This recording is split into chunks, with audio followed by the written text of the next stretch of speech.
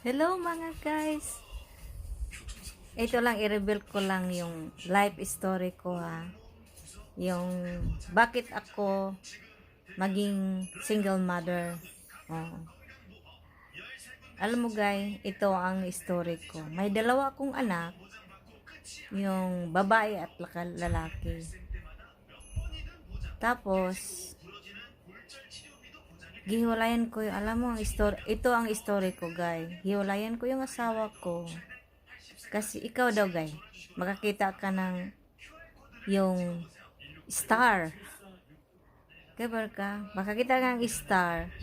Yung nag-black eye ka, black eye, at saka putok yung labi mo, suntukin ka ng asawa mo. Kaya hindi ko siya matiis guys. Bugbog ako sirado sa asawa ko. Hindi ko alam. Lagi siyang nagsilos. Wala naman siyang dahilan. Halos hindi na nga ako maghilamos. Diyan ako sa bahay nakatutok sa ano. Pero panay silos niya. Ito pa guys. Yung gilayasan ko na siya guys. Bit-bit ko yung ang anak kong dalawa. Tulog siya guys. Dandahan akong ano doon sa kwarto. Kumuha kami ng kunting damit. Lumayas kami. Pumunta ako sa ano kasi sa Pasig kami nakatira. Tapos yung kaibigan ko nga nandoon sila sa Cainta. Yung kapitbahay ko yung doon sa probinsya namin sa Mindanao. Doon sila nakatira. Ang ito pa guys, pagdating namin doon, sabi ko, iniwan ko yung asawa ko. Tinaboy kami guys, nga mag-ina. Alam mo saan kami natulog guys? Sa ano na lang, sa may balkon nila doon, daming lamok. Di kami pinatuloy doon. Iyak nang iyak ako doon guys, story ko doon sa Maynila. Tapos guys, ang sabi niya sa akin, bakit hindi ka pumunta sa DSWD? Doon ka magpatulong, baka sakaling matulungan ka. Ginawa ko guys, pumunta talaga ako sa DSW sa Cainta. Nagdadrama na talaga ako doon guys. Hindi ko pa yung kausap ko ang DSW, sabi ko iniba ko yung story ko. Ako ang nag-iwan ng asawa ko, pero iniba ko, sabi ko iniwan kaming mag-ina. Oo. Kailangan naming iuwi kong mga anak ko sa Mindanao, doon sa mama ko. Tapos sabi ko kailangan ko yung ticket sa barko kasi wala nga akong pira-pira guys. Tapos ang DSW binigyan lang ako ng recommendation sa Abuitis kasi Abuitis yun eh. Tapos ang Abuitis naman, ang sabi niya hindi full ang free doon, kung hindi 25% ang may discount akong 25%, tapos bayaran ko talagang ano yun, previous kung magkano yung example 1,005 una, tapos 25. So may bayad pa rin. Wala akong pera kahit 5 doling guys. Kahit piso wala. Pamasahe ko nga yung paglayas ko, 10 piso lang pang masahe ko. Yung ano, pasahe ko sa ano sa G papuntang Cainta. Diyos ko guys, alam mo lito-lito, nag-apply ako ng trabaho, kahit labandera o ano-ano. Walang tumanggap kasi bit-bit ko nga yung anak ko. Ang hirap doon yung sa Manila guys, yung paglayas ko. Tapos guys, lumapit na ako doon sa Pasig, sa yung government doon yung nasa Pasig si Henry, ano ba yung nakalimutan ko, matagal na kasi yon. Henry Lanot ba talaga yun? Sinamahan ako ng yung kapitbahay namin, pumunta doon nga. Hihingi nga ako ng tulong kahit pang masahin lang sa barko.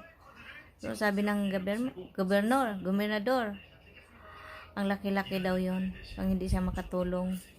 Tapos tinanong pa ako kung butante pa daw ako doon sa Pasig.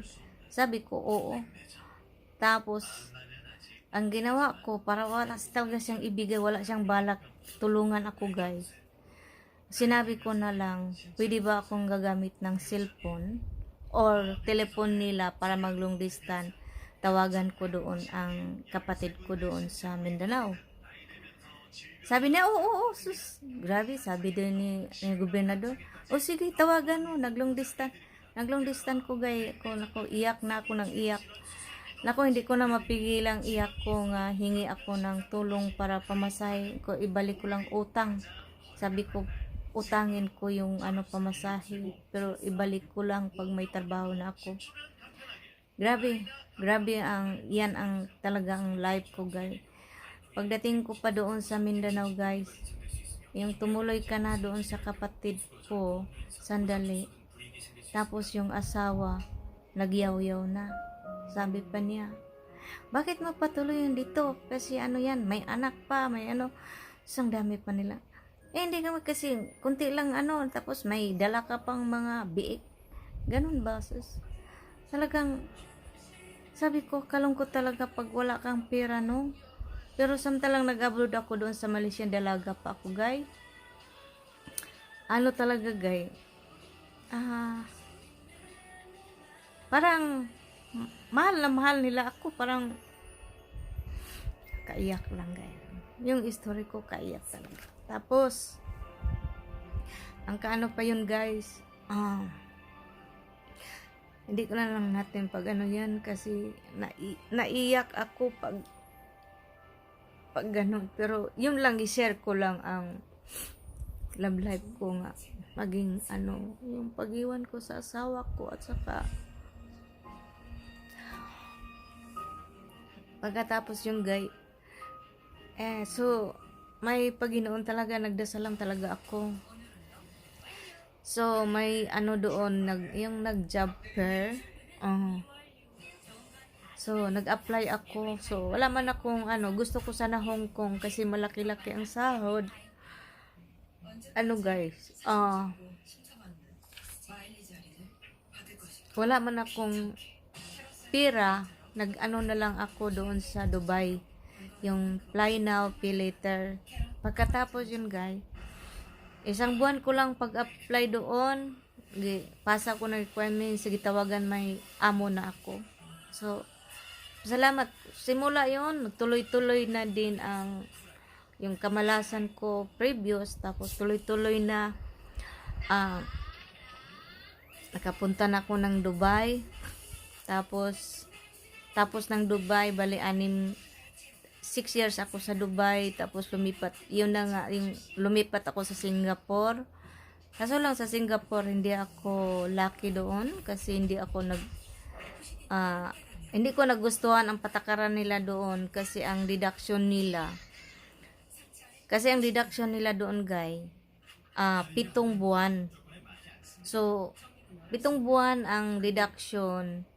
Pag maglipat ka ng amo, so maging 8 months siya ang deduction. So bumalik ako sa agency. Sabi ko, uwi na lang ako sa Pilipinas. Nagalit talagang agency sa akin. Ikaw daw, guys, hindi ko nagustuhan ang una kong pagdating ko doon Singapore. Ang gialagaan ko yung bata nga may epilepsy. So nalala ko si Delia Maga nga binitay doon. Di ba nag-alaga ng yun, if may epilepsy. Mamaya matulad, mabitay din ako. Yun ang iniisip ko. Kaya nga sabi ko, ayaw ko, ibalik mo ko si Jinsi. Ayaw kong mag-alaga dito. Twins pa man yun, guys.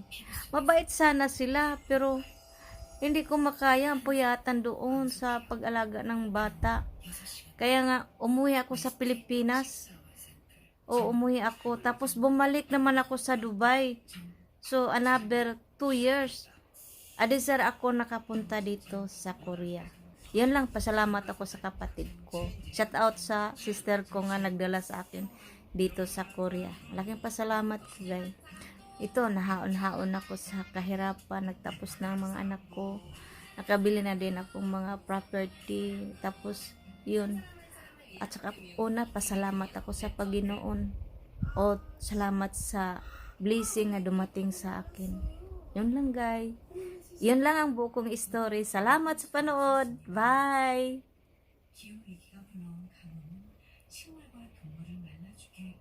Bye guys. Thank you.